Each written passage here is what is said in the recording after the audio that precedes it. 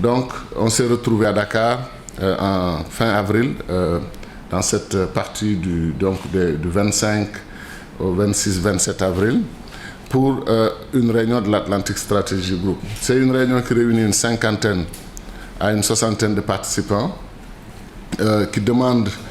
qui invite les ressources locales ici au Sénégal, les compétences locales ici, et aussi des organisations internationales comme la coordonnatrice du système des Nations Unies à Dakar qui était invitée, d'autres personnalités du monde universitaire, de la recherche, etc., qui étaient invitées, ou des personnes ressources qui sont connues internationalement.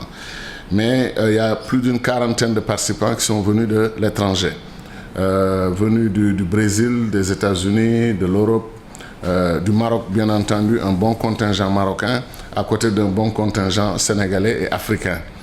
Nous avons invité d'autres Africains qui ne sont pas du Sénégal, qui ont participé à cette rencontre à nos côtés.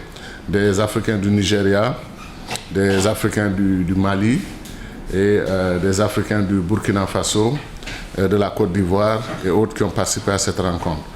Donc, l'objectif de l'Atlantic Strategy Group, mon ami Karim Lanaoui va peut-être préciser davantage les objectifs, mais l'idée c'est de réunir périodiquement un certain nombre d'experts, un certain nombre de leaders de think tank autour d'un échange, d'une conversation sur les opportunités qu'offre l'océan Atlantique, mais l'Atlantique Sud. Vous savez que l'Atlantique Nord est déjà prise par nos amis de l'OTAN.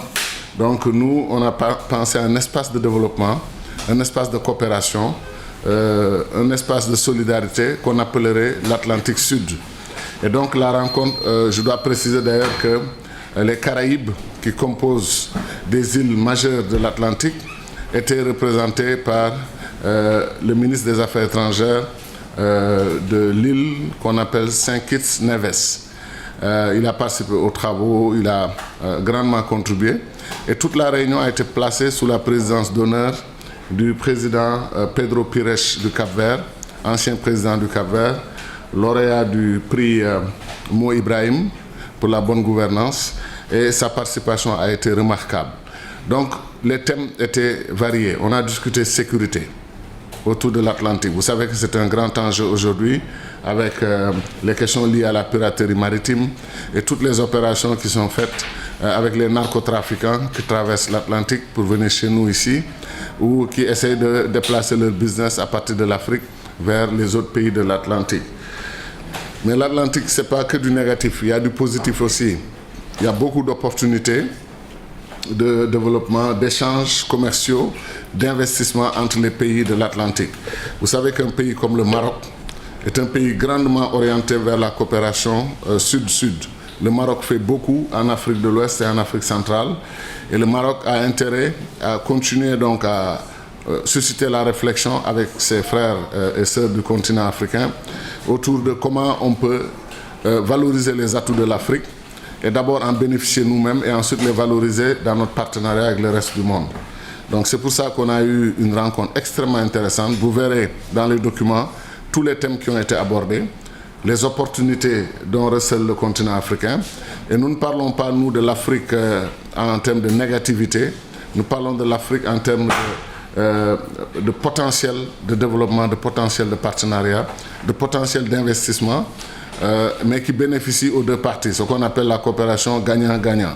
Il est hors de question, dans le cadre de l'Institut panafricain de stratégie, qu'on réfléchisse, nous, à une coopération où l'Afrique serait perdante. C'est inimaginable. On essaie de parer l'Afrique de ses plus beaux atours pour pouvoir la présenter comme partenaire respectable, n'est-ce pas, dans le monde. Voilà en gros ce que nous avons fait. On a une bonne participation des femmes, parce que nous tenons à ça. Presque une parité dans les invitations. L'IPSO nous avait demandé d'inviter une vingtaine de personnes, 10 femmes, 10 hommes. Il y a eu quelques désistements, mais c'est comme ça qu'on fonctionne. Beaucoup de panels ont également été présidés ou par une femme ou par un homme, mais à tour de rôle. Et tous les participants ont pu prendre la parole. Et vraiment, c'était une rencontre que nous avons trouvée, nous, excellente au plan du contenu des échanges. Maintenant, on va prendre tout ça pour ramener ça au niveau de nos think tanks et continuer à réfléchir sur comment mettre en œuvre certaines bonnes idées Il n'y a pas de résolution finale parce que c'est vraiment un brainstorming, une réflexion.